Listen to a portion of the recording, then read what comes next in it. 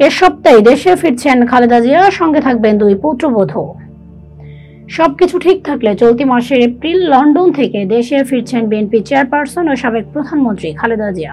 তার সঙ্গে তারেক রহমানের স্ত্রী জোবাইদা রহমান এবং খালেদা জিয়ার প্রয়াত ছোট ছেলে আরাফাত রহমান কোকোর স্ত্রী সৈয়দা শামিলা রহমানও দেশে ফেরার কথা রয়েছে।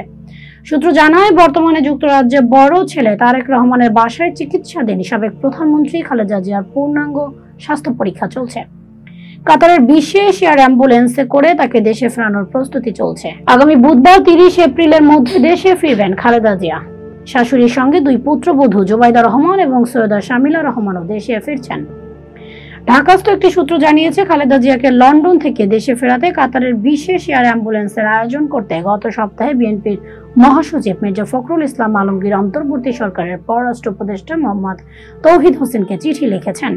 চিঠিতে বলা হয়েছে, সাবেক প্রধানমন্ত্রী খালেদা জিয়া উন্নত চিকিৎসার জন্য বর্তমানে লন্ডনে রয়েছেন। তার শারীরিক অবস্থা স্থিতিশীল, তবে আশঙ্কামুক্ত নয়। তথাপি তিনি এপ্রিলের শেষ সপ্তাহে দেশে ফিরতে আগ্রহ প্রকাশ করেছেন। ওনার শারীরিক অবস্থা বিবেচনায় চিকিৎসক বিশেষ এয়ার অ্যাম্বুলেন্সে করে দেশে ফেরাতে পরামর্শ দিয়েছেন।